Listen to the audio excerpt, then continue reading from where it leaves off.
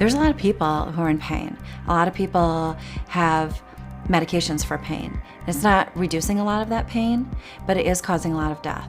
More people die from overdose every year in America than do from car accidents.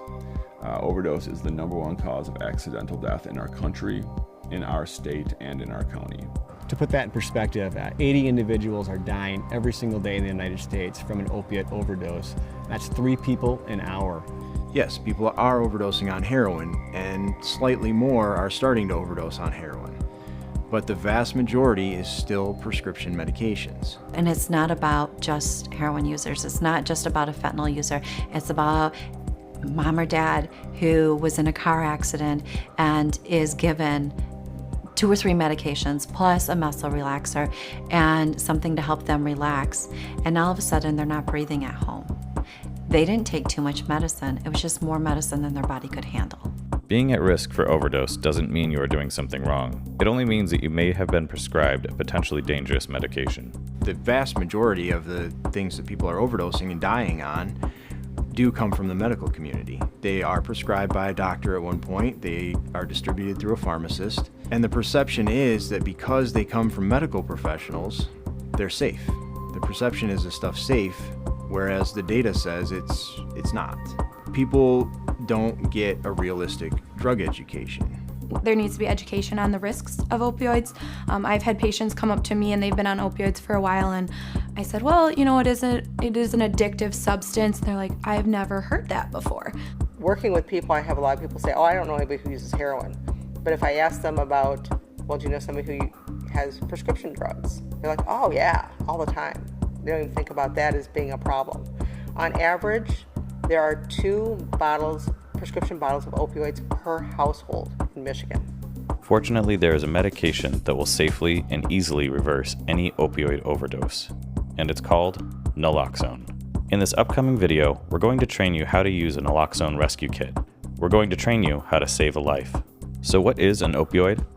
Opioids are substances derived from the opium poppy, or with a chemical structure resembling it. Opioids can reduce pain and produce feelings of euphoria. I think it's important to know that opiates is not just heroin. Opiate overdose is not just heroin. It can be a multitude of opiate medications where there's Vicodin, there's Norco, there's Oxycontin, there's, fentanyl. There's all kinds of opiates. So what are some common opioids?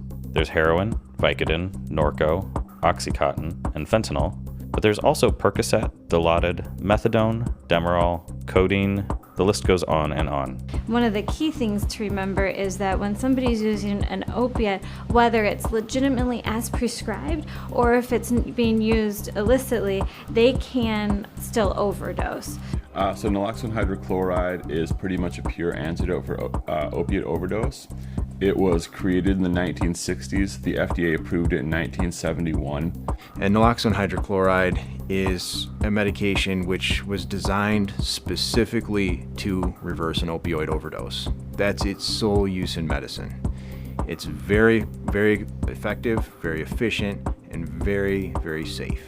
If somebody uses too much opiate, whether that was on purpose or accidental, then this medication can be given to reverse the overdose. So when we take opiates, they target these receptor sites in our brain, and they tell our body to do certain things. They tell our body to feel pain relief.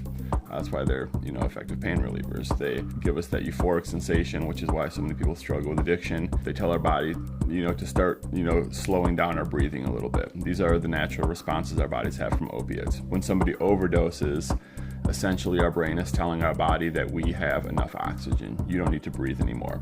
So what naloxone does is it targets those same receptor sites, but it binds to them with a higher affinity than what opiates do, essentially kicking the opiates off those receptor sites. It can be used on anyone that it looks like they're overdosing, and it's a medication that will not harm you. So if you used it on me right now, it wouldn't harm me. One of the things that people need to understand about naloxone is that it will work on all opioids, any opioids, but only opioids.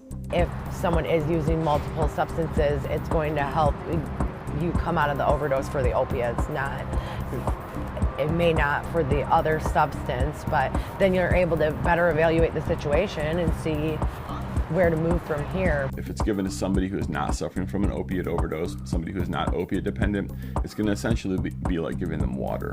So it's an amazing drug, really. It's one of those where you can see somebody that looks like they're dead or near dead, and you give the drug, and they're better. And there's not too many things in medicine that do that. Many of you may be thinking right now, how is this appropriate to me? I don't use drugs. I take my medication as prescribed.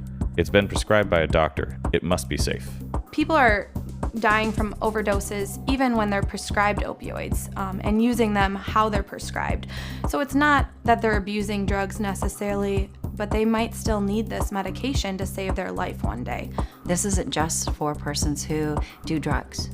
It's for persons who need medication, who have medication, who are really just following the treatment protocol that their doctor gave them, because we're realizing that the combination of our pain meds, our muscle relaxers, and our benzos really are a bad combination, and they can all lead together to stop the breathing.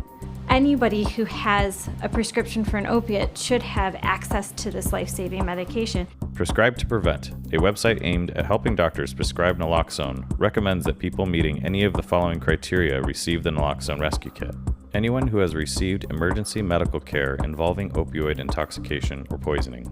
According to studies, people who have overdosed before are most likely to overdose in the following 6 months. Suspected history of substance abuse or non-medical opioid use. There's an incredible risk of overdose in relapse. If someone has a history of substance abuse, they should receive a naloxone rescue kit. Prescribed methadone or buprenorphine. Methadone and buprenorphine are both extremely long-lasting opioids and thus carry the same special risk. A higher dose opioid prescription. If someone is on a high dose of any opioid, they should have access to a kit. You should have access to a naloxone kit if you're receiving any opioid prescription for pain, in addition to any of these following points. 1. If you've been rotated from one opioid to another because of possible incomplete cross-tolerance. Switching from one opioid to another can be dangerous. Your body may not have the same tolerance with the new opioid that you had to the old one. 2. Suffering from a variety of respiratory illnesses or infections. Opioid overdose kills by depressing the breathing. If your breathing is already depressed, you are more likely to overdose. 3. Liver, kidney, or heart issues.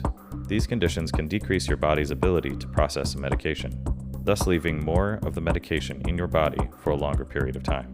And 4. Taking any type of additional depressant medication, whether it be benzos, sedatives, or alcohol. Again, opioids kill by depressing the breathing. Taking any other medication or alcohol that depresses the breathing is going to make it more likely that someone overdoses. Patients who may have difficulty accessing emergency medical services because of distance or remoteness. In an overdose situation, seconds count. Death happens from a lack of oxygen. Even a few minutes without oxygen can cause irreparable harm. If EMS are going to have trouble reaching you, you should have access to a naloxone rescue kit. And finally, patients who just want to receive a naloxone kit. Naloxone is a medication that can do no harm. It can only help save a life. If you'd like to have a kit, or feel the need to have a kit, you should have one.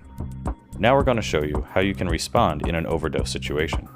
So somebody who looks like they're going to overdose or is overdosing will start to have shallow breathing. They may have blue lips. Tiny pupils, nodding out.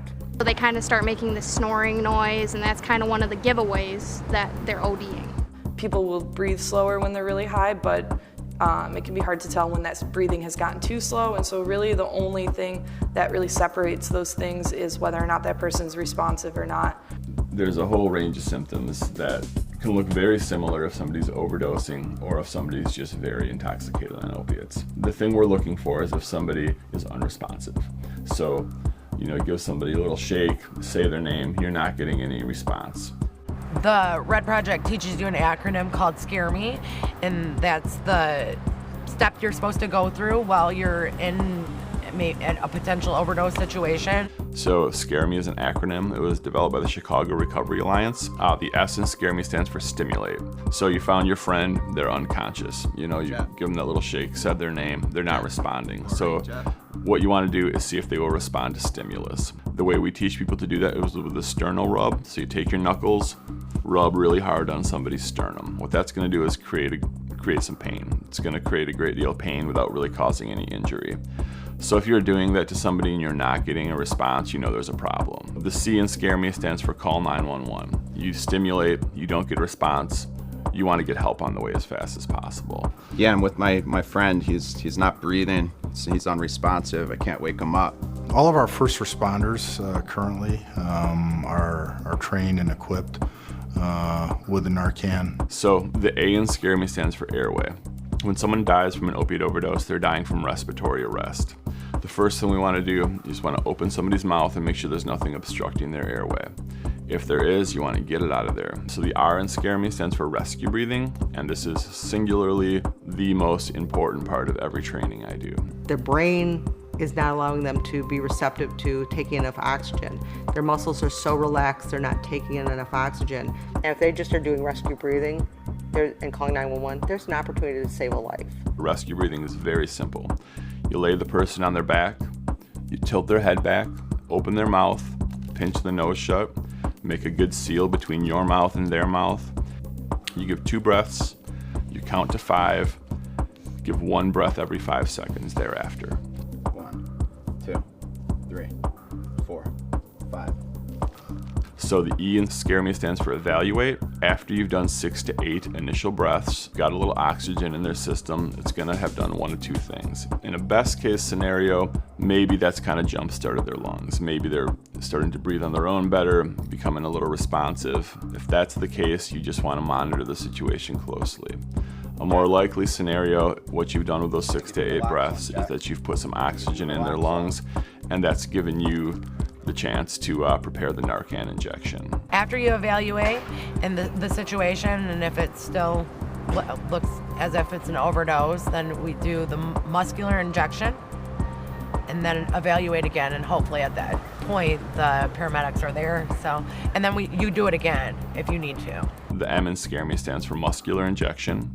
The Narcan comes in single vials. You just pop the orange cap off, you use an intermuscular syringe that we provide, withdraw the Narcan, and inject into a major muscle, into the thigh, to the butt, or into the shoulder. The muscular injection is going to take 3 to 5 minutes to kick in. In that time, you want to continue breathing for the person, making sure they're getting oxygen. If you've been given an intranasal kit, you're obviously not going to give a muscular injection. In this case, the M in Scare Me stands for mucosal atomization. Unwrap the atomizer and clean the nose area. Place the atomizer in either nostril and depress the plunger. After 5 minutes has gone by, the final E stands for evaluate and support. So you evaluate the situation. Was the first shot effective? The majority of the time, 1 shot is enough to wake somebody up. If they are not responding to the first shot, by all means, give them the second shot. You can't give somebody too much of this stuff. When they do wake up, you want to be supportive of the person. There's a chance that they could be in some kind of withdrawal. Don't let them use more. If they were to use more, first of all, they wouldn't feel it. Naloxone is going to be blocking those receptor sites. Furthermore, naloxone is a short-lasting medication. It's going to wear off in 30 to 90 minutes. If somebody takes heroin, and that's going to last where they say the half-life is, depending on what you read, say 2 to 4 hours. And then they have an overdose and they're not breathing. If they get naloxone lasts about 45 minutes, maybe an hour. And so that's the mismatch. A lot of prescription pills are really similar, but things like methadone can be even upwards of 24 to 48 hours. So the opiates tend to stay in the body longer. So it's really important with this medication that that person, once they get the naloxone, that they still seek emergency medical care. There is the potential for somebody to slip back into an overdose after the naloxone wears off. More than that, the potential is with, when people use again after the naloxone's been administered, because maybe they are feeling a little bit withdrawal sick. It's really important to encourage people not to do that, because that's when the really big risk of someone slipping back into an overdose would occur. So, if they don't know what it is and they're unresponsive, being able to use naloxone can make a difference, because it's not going to harm them by giving them naloxone if it's not an opioid. If they give them naloxone and they respond to it, then it was there. They had an opioid in their system. If not, it's also why we need to make sure that 911 is being called, because they need to be able to make sure that they are getting the medical attention they need. You now know how to save a life using a naloxone rescue kit and the Scare Me protocol. It doesn't matter what opioid you are using, where you got it, or how you are using it, or why. Opioids can be inherently dangerous substances, and they can lead to an overdose. You can't save your own life or reverse your own overdose, so remember to show this video to your family and friends, or whoever might be around when you are taking your opioid medications. Teach them to save a life with a naloxone rescue kit too. By relying on each other, we can end this epidemic.